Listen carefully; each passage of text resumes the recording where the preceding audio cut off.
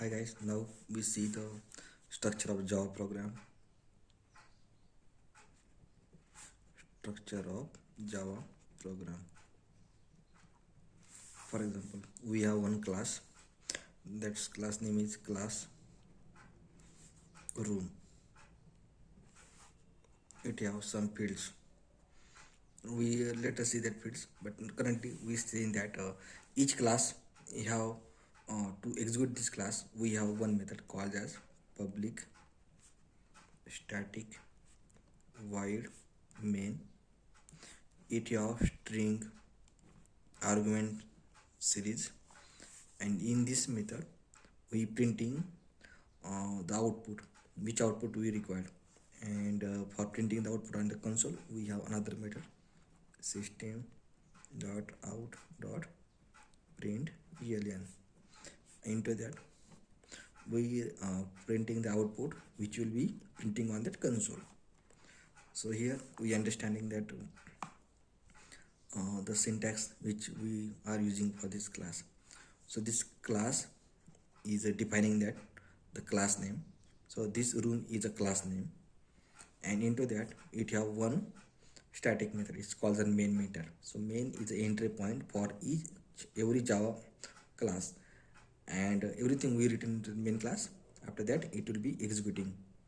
So with this main method it will be describing like public static void main. So public is the access specifier. Other access specifier like that, public, private, protected, default. So we will be seeing to this next lecture.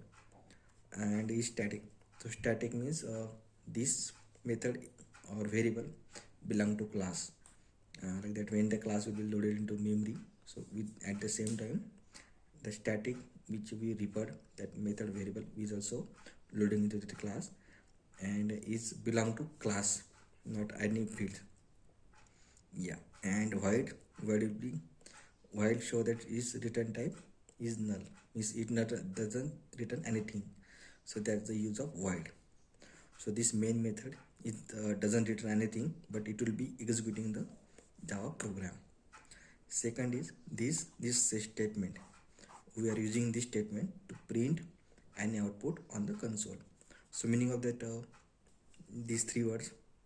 So system is a class, it have one object, and this method is belong to that object. That is the meaning of that system.out.println. Let's see, we will be look into another example. I have one example, classroom. Into that I will be declaring some variables like that int, length, and breadth. Okay. And we to execute the main method, so we will return another class which calculating this room area. So it will be have this public static void main method. Okay, so we'll be writing that public static void main. Yeah, it's a short form we are writing that. Into that, to use that room objects, we are creating one object here, room is equal to new room. So this is a constructor we have created. Yeah, so to initialize these variables, so we are creating one constructor here. This is a public room, and into this we are passing some variables, int length, sorry I missed that, int length, int breadth. And to passing this volume, so we are passing this value to this length is equal to this length we are passing, and this breadth to this breadth. Yeah, if we declare these variables as private, then with using this dot length or this dot breadth, so we can assign these values to these variables. So here we are using constructor. Yeah, actually this is a space fold. I don't have too much space here, so I just use the short form. Yeah, so in this way I'm writing this. Okay, so I have created that room class, and into the constructor. In constructor I am passing two parameters, int length, int length, and then this value I setting into that these variables. So into this I have created two constructor here, one constructor. So here I am passing this value. For example, one value is 10, another value is 20. Okay, then this value is by default assigning to these variables length and breadth. Now I am calculating the area.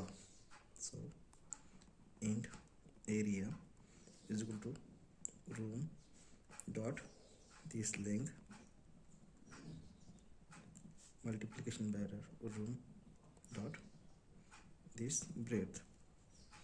So here room dot length is taking this value just 10, room dot breadth is taking value as 12. So after multiplying this internally, it have values 10 multiplied by 12, so is equal to 120. So this is the area, and if I printing this area on console, so I am using that system out dot print ls, and here I am reading that area is equal to area. So after that this value will be printing on that console. So this is the structure, and yeah, so this way we are describing the Java program and Java structure. And in next thank you.